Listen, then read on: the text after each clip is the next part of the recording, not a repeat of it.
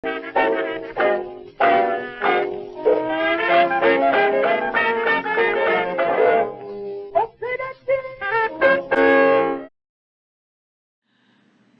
et merci d'être là avec moi. Et aujourd'hui, je ne suis pas toute seule. J'ai invité mon Bouddha à participer à cette petite vidéo.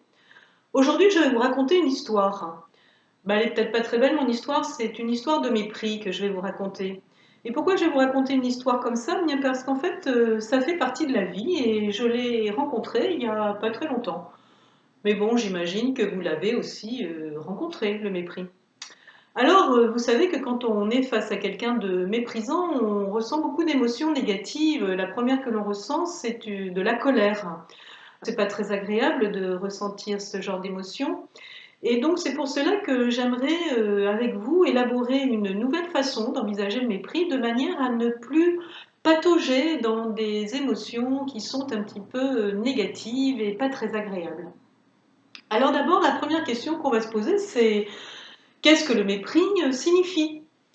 Eh bien, en fait, lorsqu'on est face à quelqu'un de méprisant, vous l'avez sûrement constaté, ce sont des gens qui ne peuvent pas, en fait, tolérer le fait que vous ayez un autre point de vue que le leur.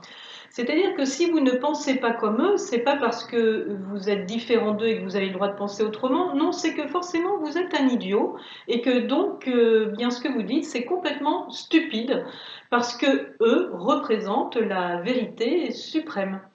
Donc, ce genre de comportement, bien sûr, vous l'avez tout de suite compris, c'est des comportements d'égocentrisme, c'est-à-dire que ce sont des personnes qui ont un ego très développé, qui ne peuvent pas envisager une autre vérité que la leur.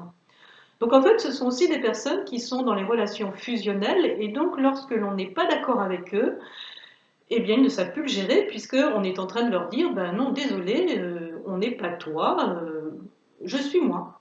Et comme c'est quelque chose qu'ils ne peuvent pas entendre, il faut qu'ils le rejettent. Donc effectivement, ces personnes qui sont dans le mépris, en fait, ont des grosses difficultés. Elles ont des difficultés de relations fusionnelles, elles ont des difficultés d'orgueil, d'égocentrisme.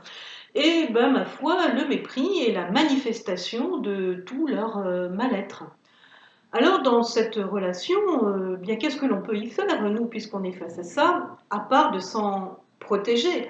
Parce qu'en fait, vous l'avez sûrement remarqué, quand on est avec des gens méprisants et qu'on essaie d'expliquer malgré tout que notre point de vue, on se rend compte qu'on a affaire en face à de la mauvaise foi, parfois même de la méchanceté. Enfin, donc bref, on aggrave un petit peu les choses et finalement, c'est un petit peu un combat d'ego à ego. Donc bien sûr, ça fait du bien de remettre l'autre à sa place, et parfois d'ailleurs c'est absolument indispensable, mais en même temps, il y a des fois où on pourrait se poser la question, à quoi ça sert vraiment?